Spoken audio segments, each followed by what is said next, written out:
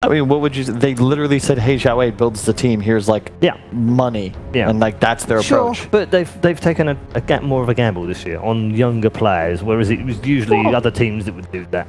This is traditionally like the Xiao Wei approach, right? I'm still not sold on the idea that he's retired. I could very easily see him come out of retirement, just sort of think like, who is my worst player? Is it my off laner, my 4, or my 5? And you just slide right in around TI time.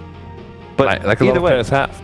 Yeah, this is like how you've got to do it, though. I think OG proved it, Secret proved it, pretty much every team on top. You take your 3 to 4 core players, and then you find that 5th superstar and try and make it work. And you just got to try until you find the right guy. And that's something I feel like China hasn't been doing for the last couple of years. So if anyone's going to have the street cred to get that done and actually take chances on people, it's got to be Xiao Wei. Didn't ROTK do that? To an extent, but who else? Like, that's my point. It's the same type. Like a big famous personality that has since retired, gets a ton of power because of his brand influence to actually build a team with the time to see if they're good and develop them. It's not something anyone in China really outside of Xiao Wei or RTK is going to be able to do. But at the same time, there's also a couple of lineups out there that... True. I forgot Burning. Yeah, but Aster, like... Burning too, so now we're talking about 3 and we've talked about none. But here's the thing. You see the downsides of it when it comes to Aster, though, because that guy D-Stones, while he was good, like, they couldn't realize that this guy was, like, literally the most toxic person ever to exist in Pro Dota, and all of a sudden you've got to make changes. There are downsides to taking risks. They find him. And they find him? What do you mean? Find him? When they found him, and then they find him. Find. That's what I thought. Find. Yeah, that's what I meant. And then they kicked him. Well, so they kind of found out in the end. It's not even legal. Well, never mind. But still, can you imagine? Like, imagine if, you know, PGL comes in here. They're like, Kyle, get the hell off the panel, and also pay us money. No. They would be like, hold on, hey Kyle, we've got a great idea. Come out to Bucharest, and then you get here, and then they go, mate, we don't like what you said yesterday. You're fined, right? And then tomorrow they go, yeah, you're out. That's how it would happen. I'm down for that to happen tomorrow. That would be cool. I'll talk to Sylvia. And then it happens to you instead. I can take it, buddy. But there's like also the opposite, right? There's like a lot of stable teams that don't have this like superstar player anymore. That used to be a superstar. For example, Sumail, I don't think people really think of him as like a superstar anymore. He's more like, I mean, of course he's like, come on, no, he's super good still, but he's not like a newcomer star anymore, you know? Yeah, he's been around. He's been around for so many years. He's established star. Like people just know that he's damn good at what he does, but it's not like a new kind of whatever. I get your point on that, yes. Yeah. Well, it's also Sumail doesn't try as hard. When he was grinding TI5, like that was him playing like living, breathing Dota. Yeah. He's got like, look at the man's Instagram. He's got some style. He does. He's got interests. I don't think that makes you not try, though. Well, he's not trying as hard. You see his PUBG hours played? I've been watching you, Sumail. I know what's up. We're going to Sven first pick for OG. No surprise. He is really good at PUBG, though. I believe it. I heard that his driving was pretty bad. His driving's terrible. Yeah. God forbid. I'm never getting in a real car with Sumail in my life. Never. That will never happen. Especially because you know he's not going to be driving like a Ford Focus. He's going to be like, hey, man, you want to go for a spin? I got like, I don't know, what's like a really fast car? Like, I got a Ferrari or something. Sure. Nissan GTR. Oh, that's my cousin's. That car's so good. True, but that's at least safe. Well, ish. Doesn't it self-explode? Tiny again. The Sven first pick, I think, is the more curious pick. Tiny Cuddle. That's exactly what I did last game. Yeah. Kyle, would you trust my driving? No, definitely not. Why not? Bro, I've seen you play sports. I don't think you can run in a straight line. That's not connected. It's not connected at all. I'm not sure I'd trust you in a car either. Why? Ted, you've been in a car with me for crying out loud. Can't be that. It can't be that. Did you? Yeah. I mean, I'm a dad driver, right? Yeah. So you guys know you can put them along. I'll mind the speed limit. Yeah, I totally drive for Ted. I beat people when they cut me up. I wave my fist, but I'm not crazy standard dad stuff. You trust me. I'll drive you. You guys are insane. You ever been in an altercation in public, like a yelling or fight? Really? Yeah. Is it? Because here's the thing. I've only been in a couple fights in my life, right? But would you believe that every single altercation has been with someone from Britain who was drunk? That wouldn't surprise me. Yes, I would, sir. Yeah, no, that would not surprise me. Beastmaster they've got. Yeah, how does that get through so far? Usually it's the first pick.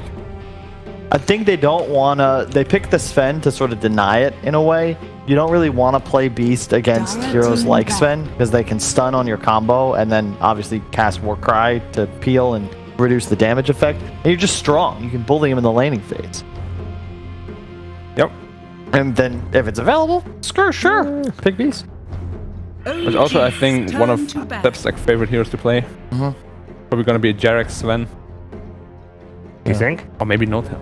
You gotta bear in mind too, and like this is the conundrum, especially with like this new DPC circuit of minors and majors, is that watching these games, we can't even be sure that like the best teams here are actually good. You know what I mean? Yeah. Which isn't to say that they're going to be bad teams, bad players, bad strategies, but there's going to be things that might not be optimal.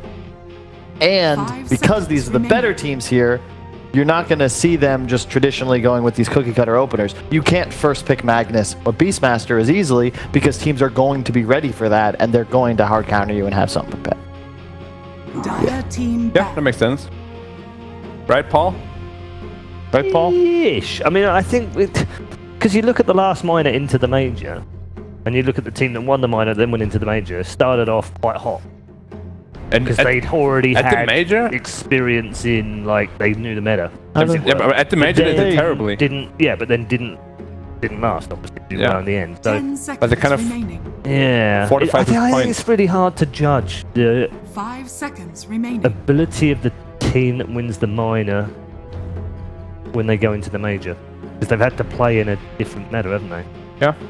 And we could have a patch after the minor. Who knows?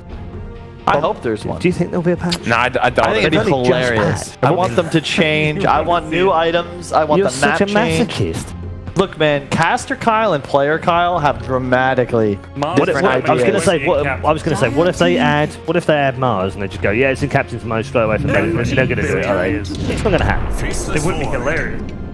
It would be Kyle level of hilarious. Drow Ranger. Yep. Wow. Love it. The Thompson Drow. Love it.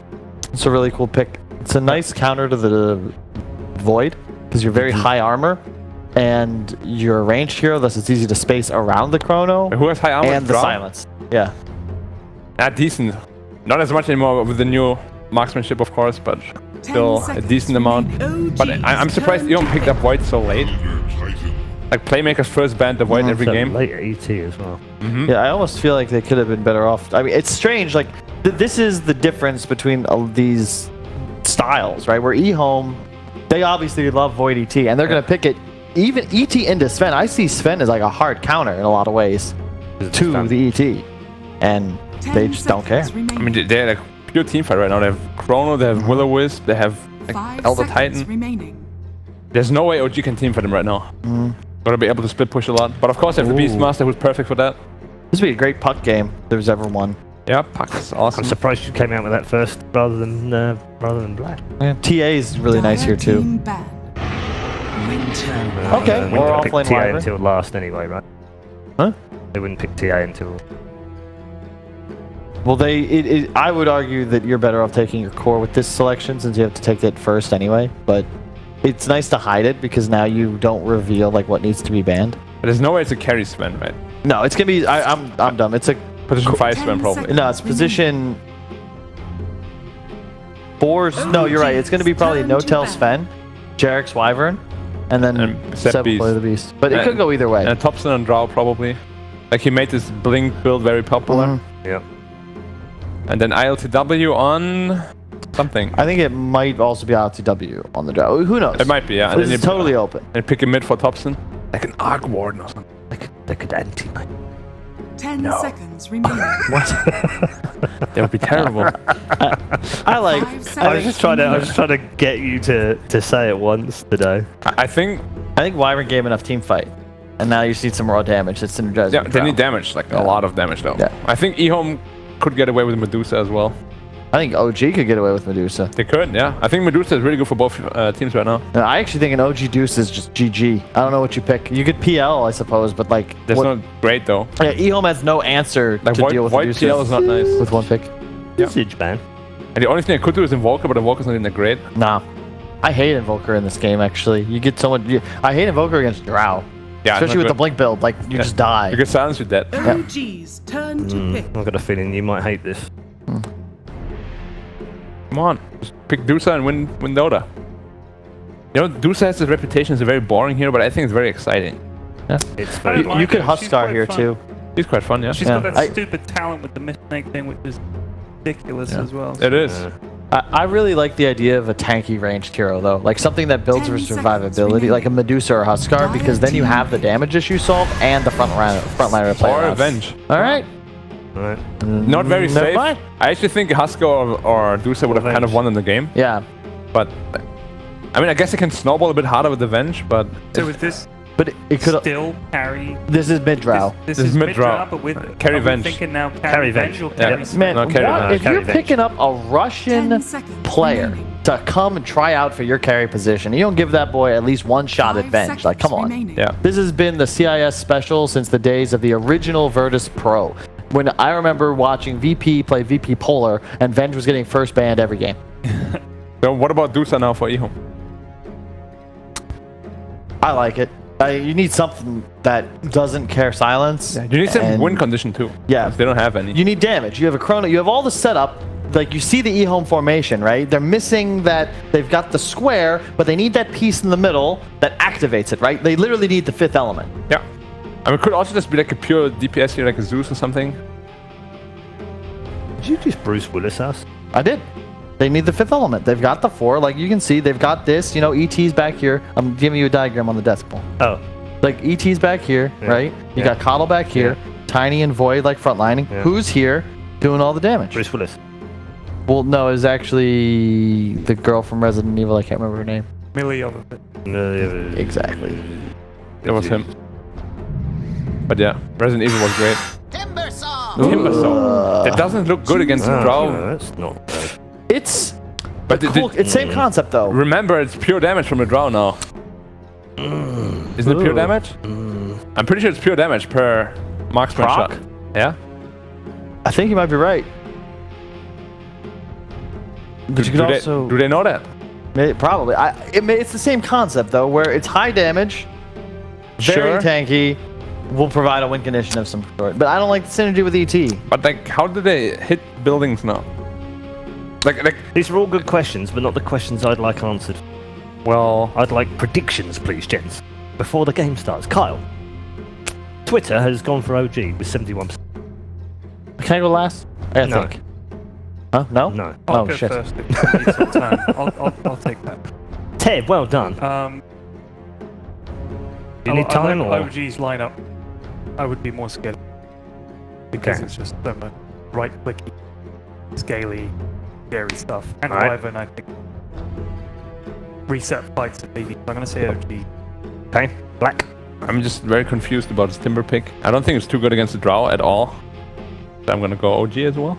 Okay.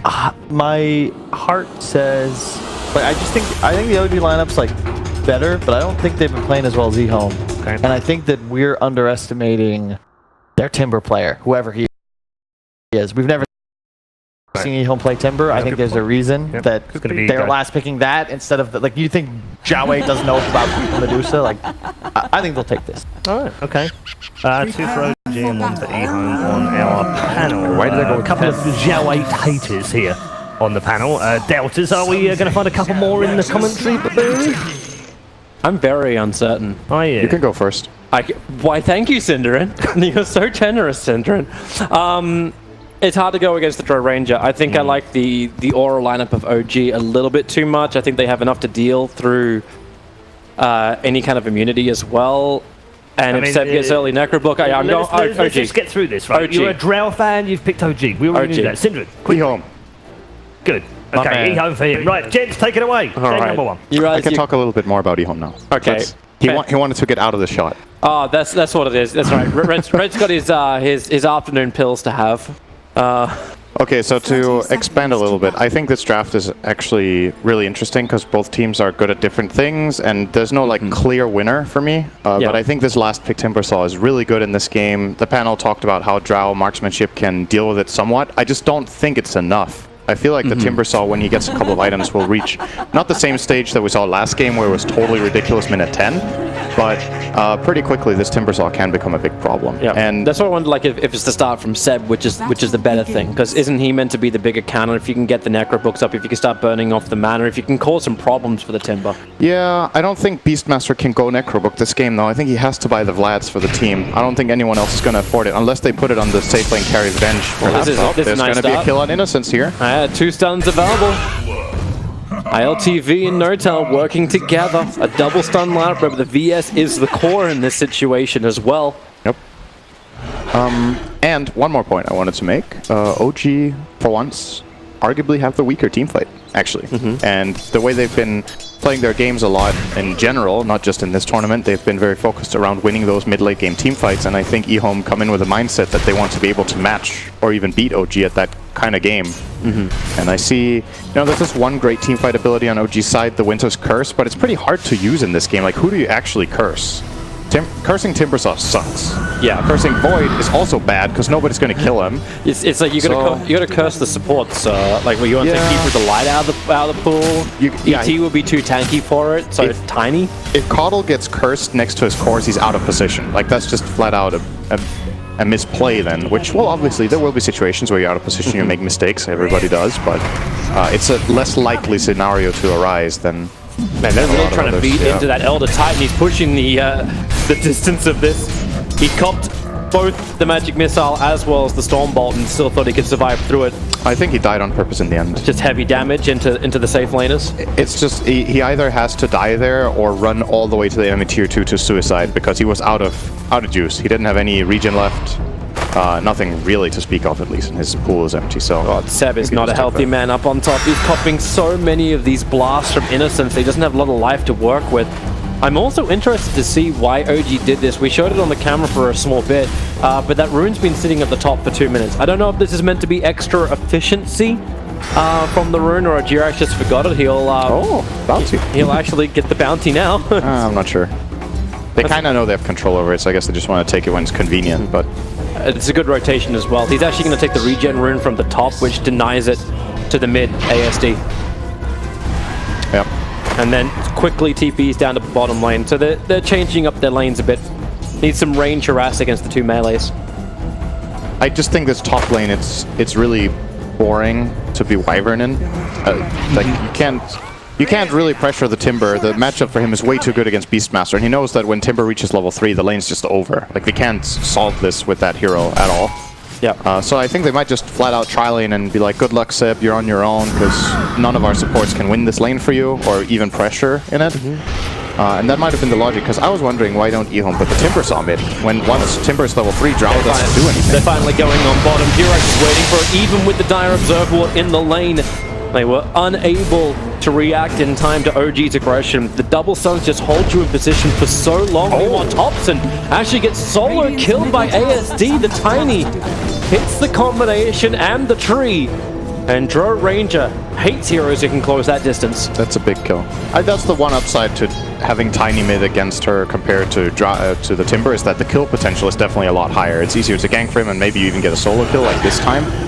But for sure, Timber would be having a great time mid as well. Get level 3, you can't die to Drowda, you can totally free farm, but this way they shut down the Beastmaster. And I think in this patch, I think considering Beastmaster just flat out a true core is a pretty good way of thinking about it. This hero scales and gets really strong really fast. And this way they're limiting him very well.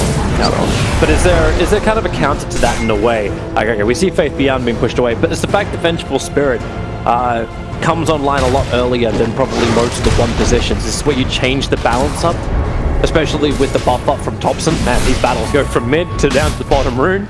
Everyone's contesting for everything. Jirax is actually potentially in trouble here if they can connect over with Void. He doesn't have an Arctic Burn for 30 seconds, so obviously really long cooldown on that. I think he's dead there. Yeah, ET Stomp's going to connect and say goodbye. Good dash. 10%, no? Don't think it mattered, though. But it's the mental damage. It's like Notel's actually been brought to mid to try and get some space at Thompson. So here's your first secondary TP. Gonna arrive from Jirax. He does not have the Arctic Burn available, just a Splinter Blast. So it's going to buy time for Keeper the Light to TP in, plus the ET in from behind, gets the double stomp out, the Gust pushing them back, a 3-man silence, and now ET too far underneath the tower. That was not your destiny, but the toss was just as good, finding Thompson under the tier 1 tower. Totally revealed thanks to the fact that he was attacking, but this all happens around the 5-minute mark. So, ILTV, well, he doesn't actually stop the rune from being taken, but he'll battle Faith Beyond, who jumped in really close with the time walk. So he has to take the damage, he's burned his stick charges, and that's a long walk back to the Faceless Void, but it looks like he's going to stick around instead. He'll push the limit, while Ego will do the same against Seb. Never let this Beastmaster have any space, even under his own tower. This is one of Beastmaster's worst matchups in all of Dota. You can't pressure the Timbersaw with the boards because he just gets armor and doesn't care. It's happening again in mid. Just a Spirit Stomp, Thompson just couldn't walk away from it, and the never-ending avalanche connections means that Thompson just has no way to create the space that he needs to survive. Yep. This early game for EHOME is going very well. They're 1k gold ahead. The big farmer, so to speak, on OG is the Vengeful Spirit, but it's not really the one position of the game. So the one position is Thompson's Drow, who needs to eventually deal the damage and get the kills for them, especially against this Timbersaw. So Venge being this farm is actually not really a concern. I think EHOME's game plan is coming along very nicely here. Even finding out a double damage on Tiny might give them even a 3rd kill. Oh, actually, that would be a 4th kill onto Thompson if he finds this one. So they kind of need to start bringing in protection for this Drow Ranger, and it just means, once again, like, Seb is actually doing very well given the circumstances. Being level 5, I think he should be very happy with that. But it also means that EHOME are getting away with an off-lane Void, which generally in this patch is pretty weak. But, you know, their other lanes are so strong that they can distribute resources the way they want. I really don't know about this fight in mid. You've still got the ET sitting behind the Split to Blast, won't connect. Now the Stomp and Avalanche will. But that's a double damage Tiny. He actually backed off for a second. Will throw the tree and the ET in. Stuns down from the Vengeful Spirit. Wave of Terror will remove the armor. So Jirax and Thompson have a chance to find some extra kills, but it's a support for a support. The ET, I say support for support. ET for support for core. Yeah.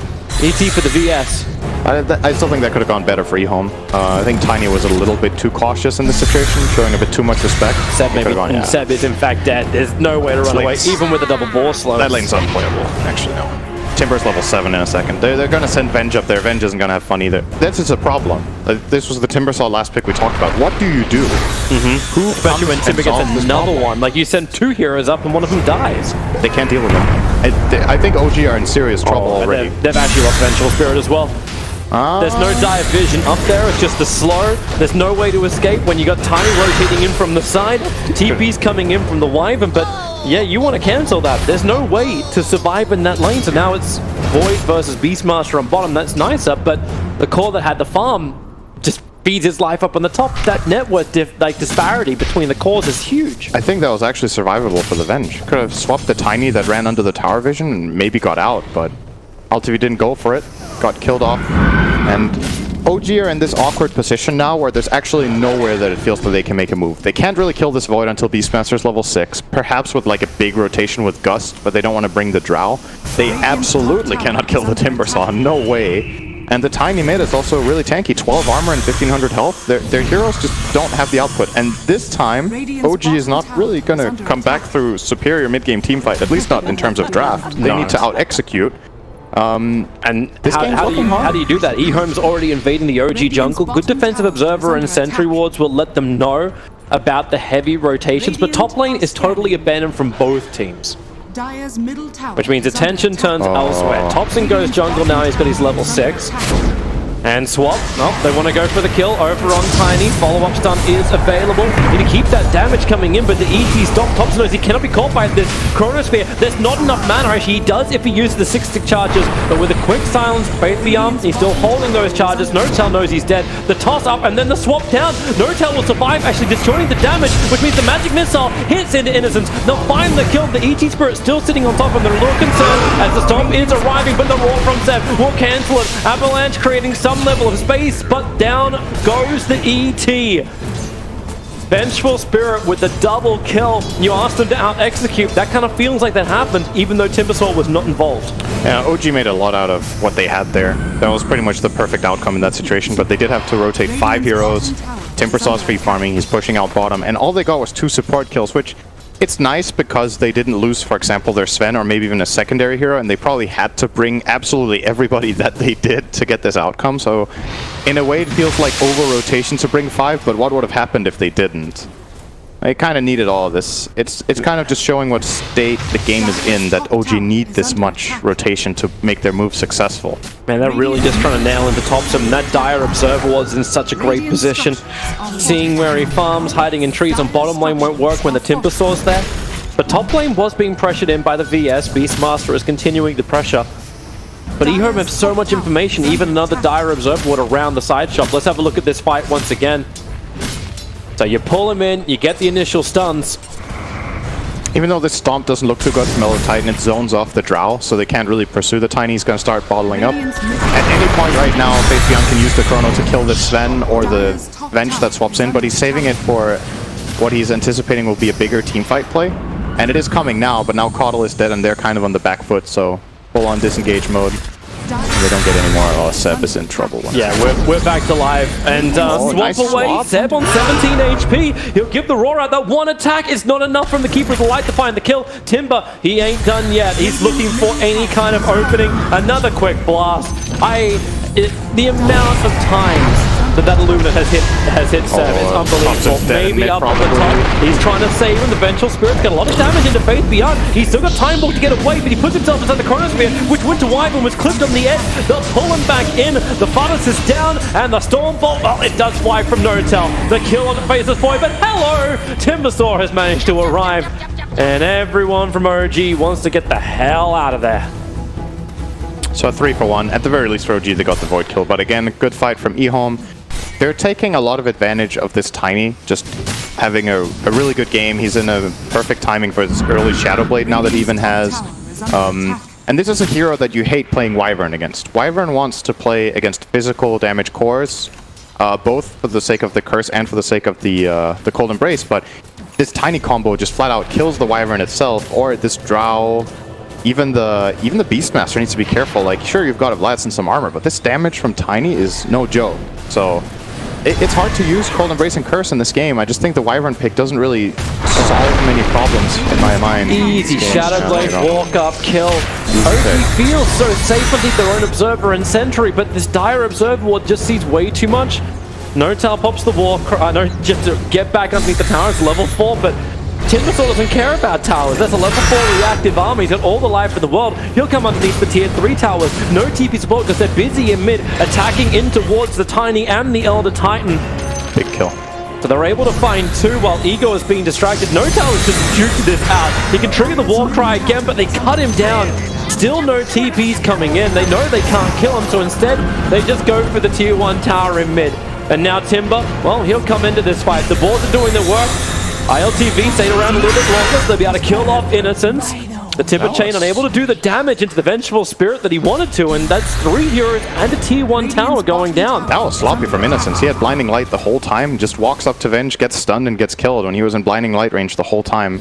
Probably overestimated the cast range of this spell, wanted to knock the Venge into the tower, but any Blinding Light just upward would have been enough to set up his Timber and save the tower. So OG gonna be very happy with this. Smart from Jirax. He put down the Sentry Ward, saw the Tiny coming in, so he had a chance to react, but it's still not enough. ASD will still find the kill. Faith Beyond's going to arrive. Time Warp 4. Chronos off cooldown in 2 seconds time. Seb back underneath the tower. Nice VS is nearby. He's got the swap available. Seb, he has no way to really survive this, and there's nothing that ILTV can really do to help him.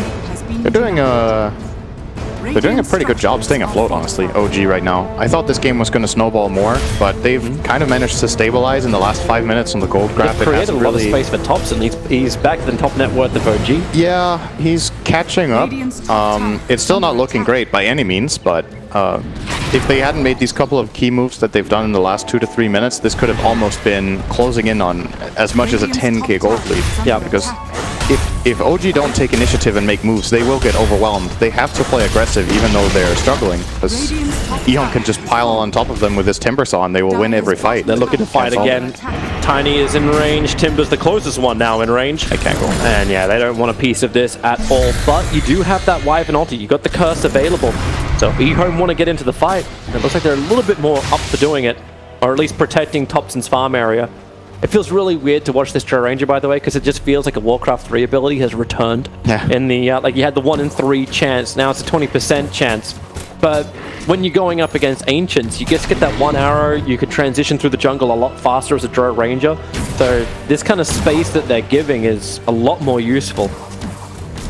Yeah, a Drow that's left unchecked will be one of the fastest farmers in the game right now. It farms super fast, and it kind of feels, you know, it in a way is a bit reminiscent of old Alchemist, where if you don't contest this guy, he's just going to farm stacks and farm Ancients super fast and get filthy rich. Obviously he doesn't get bonus gold, but a Drow that's playing from ahead will stay ahead. But he got shut down so hard that catching up is still going to take a while.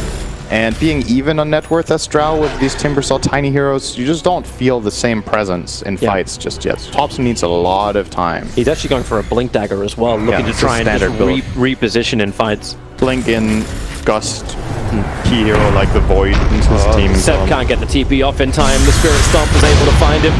And that is one very dead Beastmaster. I was just wondering if you changed the build into like an earlier Shadowblade Silver Edge, just up against the Timber.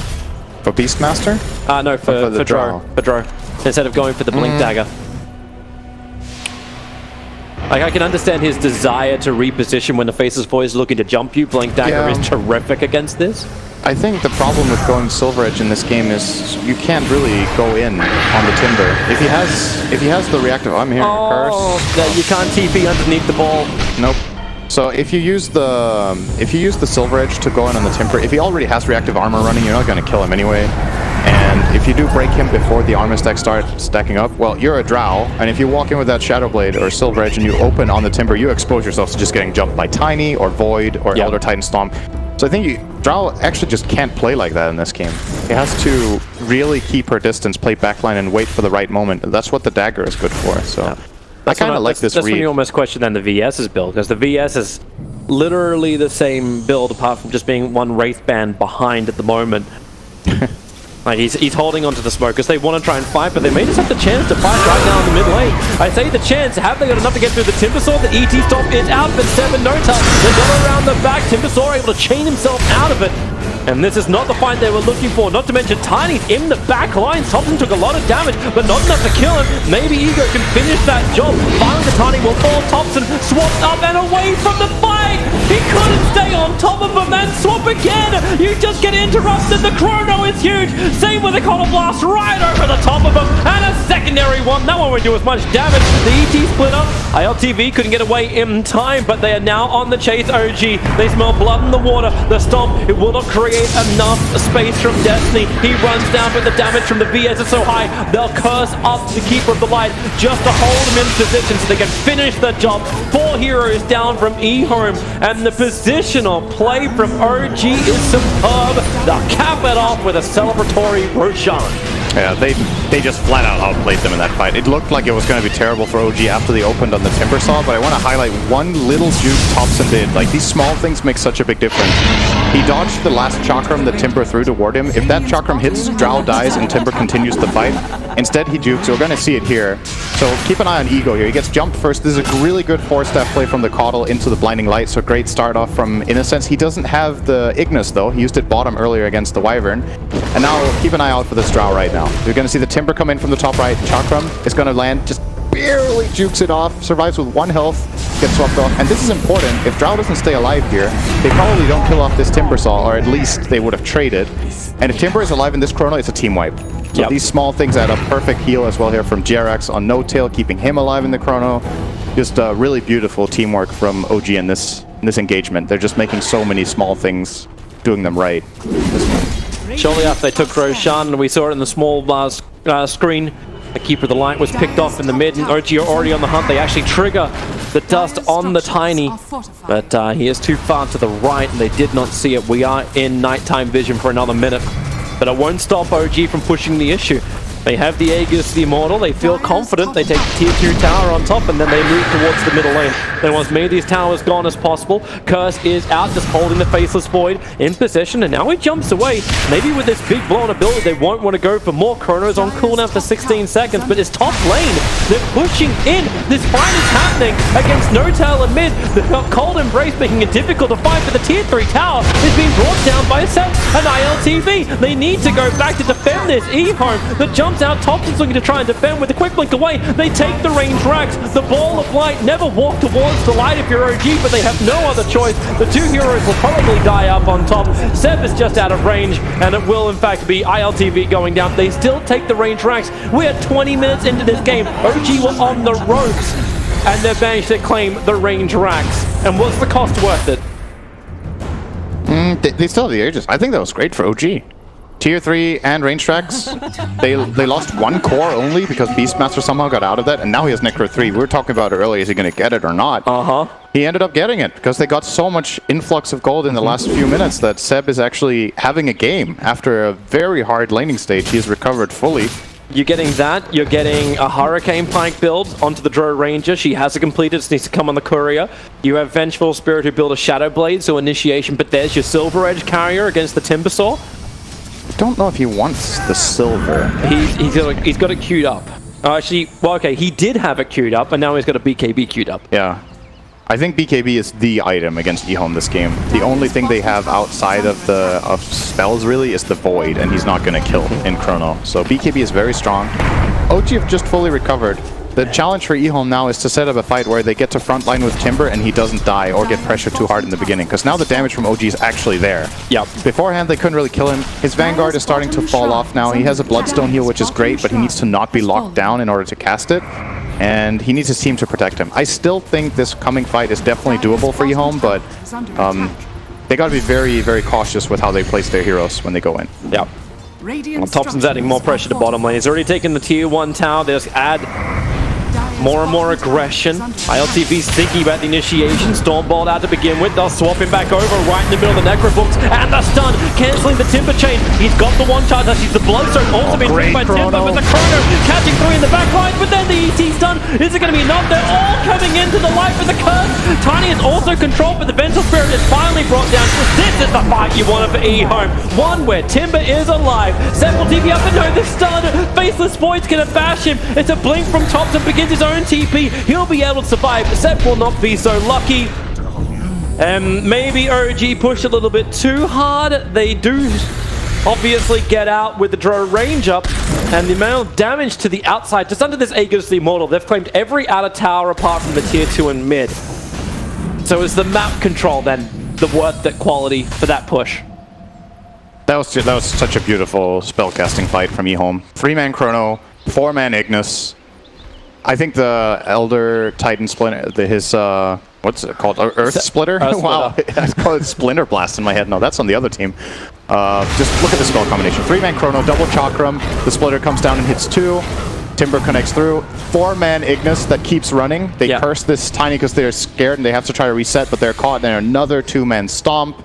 And going into this game, we're talking about EHOME's big teamfight combo. There it is, if everything lands. Yep. Love, by the way, from Ego. The moment he got swapped from bench, instantly used Bloodstone. I think a lot of players in this situation, you try to save your Bloodstone until you're lower, getting that heal. He knows he just needs to stay alive through the initial burst and be healthy, and then they can take the fight. So great reaction from EHOME in that instance. And both teams are...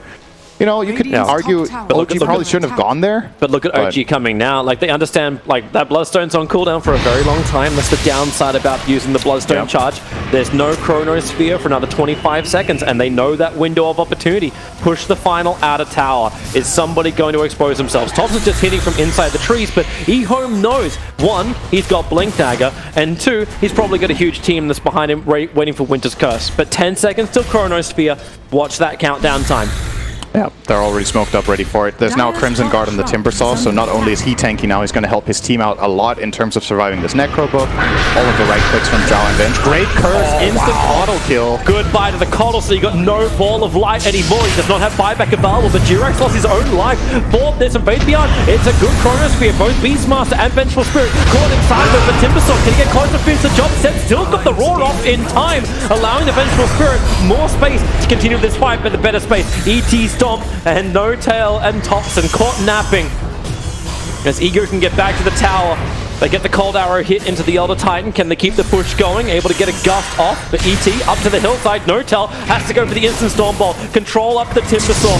Keep him down. Move the Necro Books a little bit closer. Notel's Warcry is giving him the movement speed just to get back and around the tier 2 tower. While as Thompson is blinking up on the hill, chasing down the ET with the gust. The Timbersaw slowed up. The Necro Books are back, and Timbersaw is brought down 70 seconds without buyback available. OG know how big it is. Zed definitely does. Tip that man some gold. Dire's middle tower. Another fight. They're just again. It's the mobility. They're outplaying them. They're outmaneuvering them on movement. The Drow Dagger, the Sven Warcry movement speed keeps dodging these chakrams from the Timbersaw or the last Timber Chain. These small things, just the fancy footwork. You know, it goes a long way if you can dodge some of the spells in these fights, and I think the opening curse is crucial. Killing off the Coddle is a really, really big kill. You kill him straight up. Even if Jarex had to trade his life for it, he was the one with the buyback, came back into the fight, and they need this Ignis in the fight. Coddle not being able to do anything is a very big loss for them. You're going to see here, No Tail. It looks to be in a lot of trouble now. Here they're going to dodge. First of all, they're going to dodge this stomp with Thompson, so now he can blink up in a second and reset onto the Elder Titan. It's almost funny because the Timber actually started chasing Notel, thinking he had a guaranteed kill. Yeah. Like he came in without triggering off the Warcry, and it turns the Timber around so he couldn't even be involved when the jump came from OG. By the way, Silver Edge did get completed as well onto so they do have it now. VS. Yep. If they get it as the opener on Timber and there's no counterplay immediately available, they could burst him. But I think the idea, or the choice rather, of putting that on Venge instead of Drow is very important. I think if Drow would have gone for it, you already saw how much this Blink has done in this game for Thompson. So if he would have gone for that, I think they would have lost these fights, just hands down. So I agree. Putting the item on Venge is good, and maybe they're going to try to look for another opening here on Ego. Thompson's poking a little bit, literally poking. No damage whatsoever. I like this item build as well from Faith Beyond. He's gone for the Manta style, so now it's not as easy just to gust him up. But it may just force Seb to roar and keep him out of the play. I think Coddle won't make the same mistake twice. This is another thing to keep in mind. This whole team fight for OG going so well really comes down to Coddle being dead and not having buyback. Now he's going to play more cautiously with his positioning. A quick dodge away from both the Stormbolt and the Avalanche. So nothing happens here, really. Yes. Timber is trying to feel out the area. OG have really good vision here. ASD running in. This sentry is going to fall short, but ILTV... The Silver Edge just wore off as well, but yeah, they see ILTV over in the tree lines. They're committing everything. Even the Earth Splitter's coming out. Get rid of the vision, force them back. Yeah, they place that high ground ward themselves, and oh, there's a Chrono. They're going to find a secondary. Found a better target. Beastmaster as well into the mid lane. He'll go down, 53 seconds down. Keep in mind that Roshan spawns up in 40 seconds, and EHOME, the potential spawn time is already there. The Hawks from OG are watching. OG will probably get this Roche, because there's no Chrono now. That is true, unless EHOME can bring it down quickly, but they've only got like a 15-second window. The heroes don't kill Roche. Their lineup is really bad at that. So that's not going to happen. They want to try to take a team fight around Roche and steal it from OG, but if OG goes straight away when they spawn, they can't take this fight, I think. No Earth Splitter, no Chrono. I love this Venge copy. ILTV, you're dead, but you're not really dead. Yeah. He's been taking the creep wave on top and pushing it back in. Attack the racks, at least get the notification sound to pop into EHOME. Your base is under attack. It's generally a good idea to kill off that illusion when you kill the Venge too. Just to get rid of it. It's annoying. Great Observer and Sentry once again sees so much. The curse is out on the Keeper of the Light. They're grouped up for a double summon Notel. Ego wants to come over to help out, but be careful. There is a Silver Edge Vengeful Spirit on the hunt, and both your supports are dead. Take Roshan, give Thompson a DD route, and then easily take Roshan. There's no way they contest this. I think maybe, this might sound weird, but maybe this is lucky for EHOME that their supports actually died, because I think they might have baited themselves into trying to fight here, and it could have gone even worse. If there was a full-on team fight breaking out here, I think they would have lost the whole game. So at least now they are in a position where they can defend in 20 seconds when these heroes spawn and try to hold their base, Void Chrono in 30. And we saw last time OG had Aegis, it wasn't exactly easy when you go into enemy territory. Look at Thompson though, he doesn't care. Blinks high ground, totally blind. The Hawk is now in position, rather deep inside the EHOME base, so Keeper of the Light and ET will respawn. keep in mind that top range rack has gone down, not to mention No-Tail. He was adding pressure up there. They've come outside the base, look for that chrono. 7 seconds till it's up. Jirax's defensive Fuel Scepter buys himself a little bit of time, toss up towards the air. He'll die on impact on the ground. And do they just let the Chrono Spear go? Yeah, you do. Revealing the Vengeful Spirit, no way to hide. He has cheese available, but does he have the time when the chrono wears off? Will he want to consume it? He does not. They hold it back. They almost claim the range racks in mid. That is the permanent damage that is applied. I don't know if OG needed to try to be that cute with the Sven top at the same time. And also the Sven buyback. He bought back at the end of that too. Yeah, it's understandable though. I think OG felt strong and that they could go and push for this, but then when Jerax also got caught afterwards, by the way, he has a very interesting item with this game on the Wyvern. You don't see this. Don't try this in your pubs, guys. It's not. Jules and Shadowblade? It's... don't buy these items. Not because they're bad, but because you don't know what they're good. This is a very unusual build for Wyvern. Seb's in trouble. They're chasing him once again. I think he's wondering if he pops the Necro Books out, gets caught by the Stomp and into the ET Splitter. No-Tail wants to help him out, but there's no helping that Beastmaster. They're still running back in. It's a double stun, but everyone needs to retreat back out of this. No-Tail will now pop the War Cry.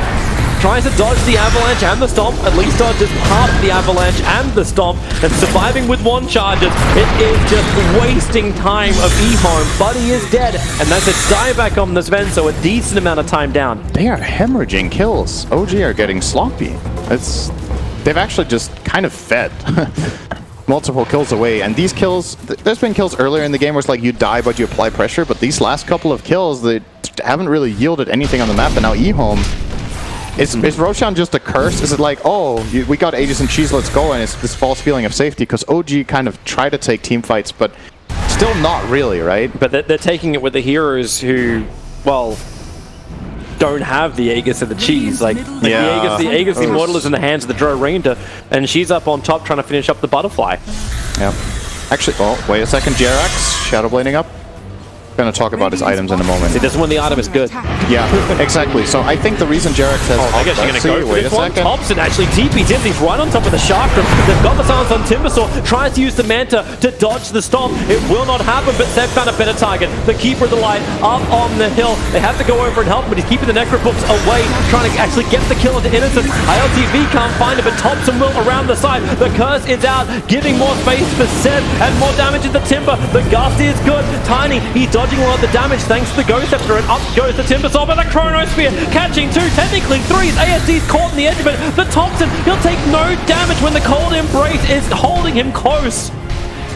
The jump away from Faith Beyond, he's out of mana, but look at the TP over from Jirax. He does not want to let Faith Beyond get out of here. TP scroll is available, jump up against the TP, and then a quick swap back out into the stun. Void is down for 75 seconds. Who's hemorrhaging now? Yeah, they're like taking turns at just taking these bad fights, honestly. EHOME this time around, Ignis hit 0 heroes for the full duration. They just placed it kind of in the middle of nowhere. The Chrono comes in too late, gets 2 heroes, and kind of almost kills his own Tiny.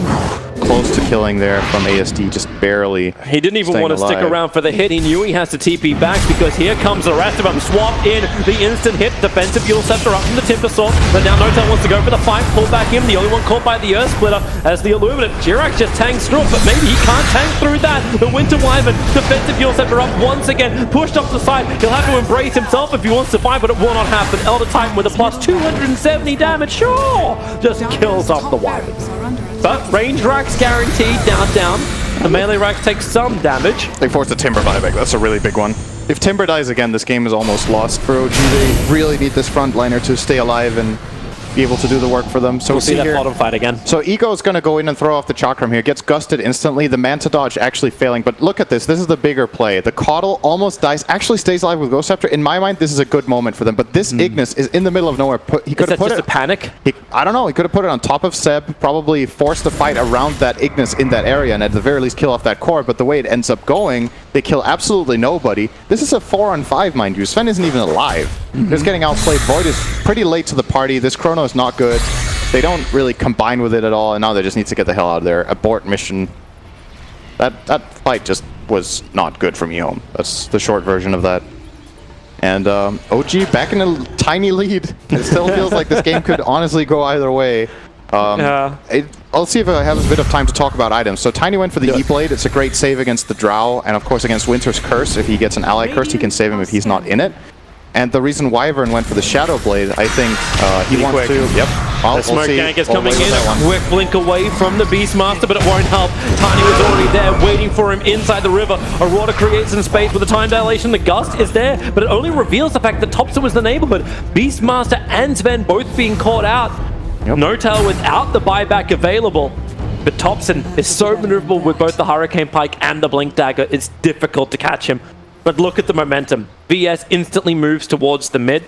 Thankfully, there's Sentry Wards to protect the Keeper of the Light, so they know exactly where LTV is. Oh, he's in trouble now, actually. He has his own Observer and Sentry, so seeing this, but he's underneath the Dire Observer and Sentry on the hill, which means instant cancel of the TP scroll with the Yule Scepter. He'll BKB, but it's too late. He needs to BKB out while he had his TP.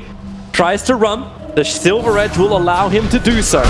Oh, they don't have any detection But left. Wyvern is... Wait, where are you going? Man, they're getting value out of these Shadow Blades, let me tell you. So, I was going to say the reason he's buying Shadow Blade on Wyvern is that the #1 most important thing in this game is that he doesn't get jumped on. He has to stay in the shadows and hide. He could do that with a dagger or the Shadow Blade, and he's opted for the Shadow Blade this time so he can like move more freely against expecting some vision if they want to fight in EHOME's areas of the map, which I think is a pretty creative and good idea here from Jerax. But I feel like they're also getting more value out of these Shadow Blades than they should. It's allowing him to split push and getting out of jail free cards almost. Like, here's the jump once again. Send him up, instantly into the Shadow Blade. Did anyone bring detection? Is that time when you put a gem on the Timber Sword? Yeah. You just had enough of this? It really should buy it. While this is going on, up on the top lane, the arrows are flying in towards the Tiny Faces. Void jumped in. It's a double chronosphere. Caught the drone, as well as the Beastmaster. Thompson swapped back out again by the BS, which means he'll lose his life. But how much damage can Thompson do? Not a lot when you have Destiny walking right on top, and then the stun from No-Tail. Space is created. The arrows from Thompson fly thick and fast. There's still a 2-for-2 trade-off at the end of this, and Faces Void. He'll jump down, but Thompson jumps right along with it. Manasal at least break free of the time dilation. 3 heroes now down. Void has buyback, so does Keeper of the Light. ET not. But they want to come up and finish off this melee rack that the catapults are practically killed already. Eagle couldn't connect to this fight. The Shrine is down. He had nothing to TP on. So, they get the racks at least, but Thompson, how deep are you? Hurricane Pike went the wrong way, but then you have a little bit of extra help. The Gust and then the Blink down create some space. Jirax, as always, the savior of OG. Faith Beyond keeping the run going. No-Tail begins his TP. The stun available from ASD. He gets there in time. They even use the Yule Scepter to cancel off No-Tail. So he's dead again for a long period of time without buyback up. there were a couple of really good plays in that. They blinding lighted the Pike of the Drow, so she stayed in base, but then the Curse was just as good and able to save Thompson and get him out of there. So good plays all around in that skirmish, or whatever you want to call it at this point. But I think the key in this game, honestly, in the last couple of fights has been heroes unable to connect. We had one fight where on one side a hero couldn't connect, and this last fight Ego couldn't connect with the Timber Saw, couldn't get to his team. Maybe Boots of Travel level 2 is something worth looking into if the map is this difficult to play for them right now. But they have to be able to bring their big heroes to the fight. Like, they took a fight where their Shrine used to be, but it's not there. It's an easy kill. Got the solo kill on the Coddle. Yep. You talk about these critical kills. Keeper of the Light has been that man. 90 seconds, no buyback. Mm-hmm. And that's so big when Roshan just came up and Thompson. The damage output he has against this thing is ridiculously high. He can actually buy up his BKB as well if he has the extra insurance of the Aegis of the Immortal. And there it goes, Aegis the Immortal in. He's holding the cash for the moment. Double damage rune. Why not? Sure, just make it so. And then look towards the mid. This defense is actually really difficult. Not having Coddle on your high ground is a big, big problem. They need that blinding light, they need the Ignis. I think the play for EHOME now is to try to catch the easy kills first. See if you can catch that Wyvern somehow, or if you can maybe, I think going on Sven loses you the game. It's not a big enough kill, you have to find someone else. They're trying to split him. Chrono down on the bottom lane. Seb's out of position, but the double stun from No-Tail. Seb is still down. Thompson blinks over. He's already taken care of the mid racks. So he comes over to be involved in the engagement. Notal once again, God Strength now up, trying to beat that front liner. He wants him to go on him, and that's where the curse comes in. Over on the Tiny, swap him out, and the Chronosphere in the back line. It does actually catch out Beastmaster. He will not be able to get the roar off. Or will he? He's surviving so long. No, the roar will not come off. Thompson, Manda again trying to dodge, but failing to dodge that ET stomp. But it may not matter if Ego can't get back into relative safety. Another quick silence. This one's over on the ET. The Avalanche with the extra does is buying some more time, but not enough. Down goes the ET. Beastmaster still the only one down the OG. They're trying to get the Megas up, or I should say in their favor. Jump in, face beyond. He has no Chronosphere to use the next best thing for him, which is time dilation. But the studs, the ball is out. There's 3 heroes caught in this. OG, they're in a rough spot and they can't get back out. So BS using that BKB. I think he actually ended up getting it from the side, but now they just keep bouncing in. Is there more damage? Thompson pushes them away. That Avalanche didn't keep the chain stuns going, but that's why they have more of them. So much more of them. Thompson will finally fall. Wyvern should go down as well. Colin Brace is not protected from the Chakram, and then BS will join them in the afterlife. All 5 players from OG are down. 2 have buyback, but EHOME are in recovery mode. This item build on Tiny is super cool, actually. He has the Octarine Core and E-Blade.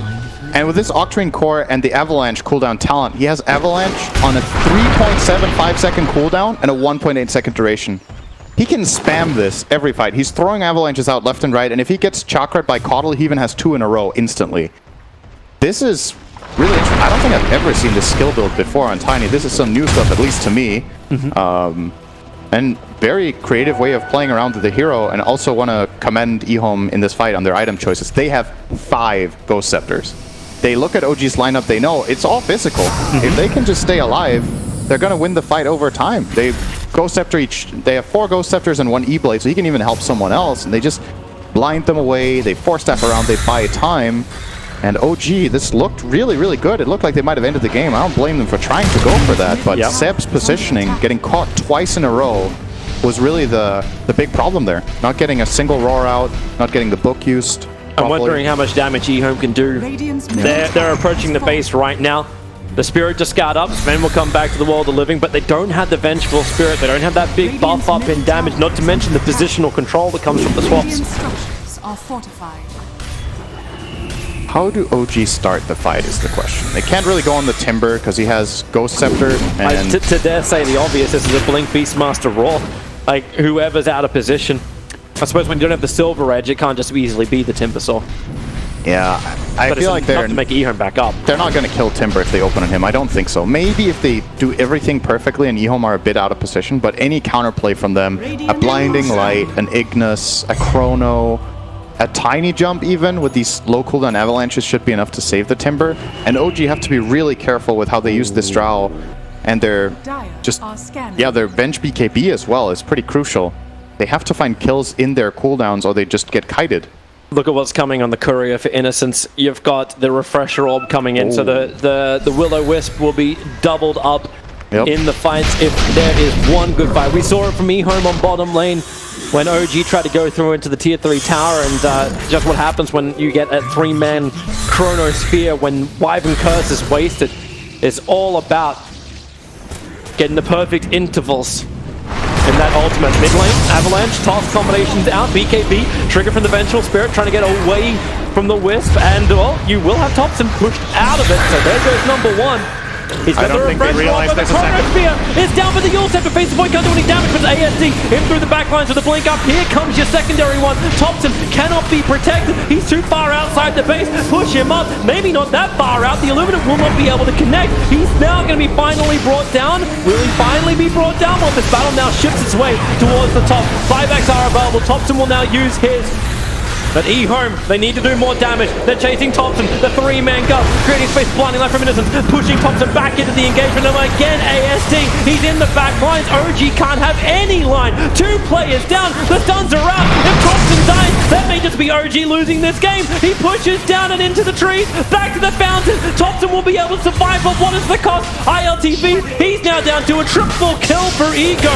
EHOME are inside the base. They're beginning their TPs out. ET will fall. Is there more stuns? The gust is up. Thompson, he wants to keep up the light. The Ghost Scepter once again causing them more troubles. They can't slow him down. Ego, he'll be able to push his way out. There was one tree for him to grab to, but Thompson stays with him. Now the buybacks are in. You've already got the ET there. Tiny looking for his own stun. No-Tell just wants to be the space creator. Back under the tier 3 tower. Another great blink from Thompson, avoiding this avalanche, but you know there's more where that came. Face Beyond jumps in too. They'll move over towards No-Tell. How many heroes there without buyback? Make it 4, and they may just go for the GG push. They have to go through a tier 3 tower, but where is the creep wave? They don't have the damage just yet. The creep wave is coming in a second. It'll buy some time for Sepp to respawn. But Thompson, we know you've been pretty damn good before, but how good can you get now? They're moving forward. 3-4 heroes. Sepp jumps out, looks at the Keeper of the Light, giving Thompson that high ground advantage. Sepp moves over towards the tier 4 towers. They're ignoring Thompson, focusing on Sepp. He's now down once again. Oh, there's a tunnel up into the air, and that should be the game. Drone Rangers down. GG is the call. That game, it looked like OGs, it looked like EHOMEs, it looked like OGs again, then EHOME again. But at the end of the day, it's EHOMEs. That's probably the most exciting game we've had so far. It has across this group stage. That was really exciting. I think both teams with some really great mechanical plays, great positional plays. I think both teams with some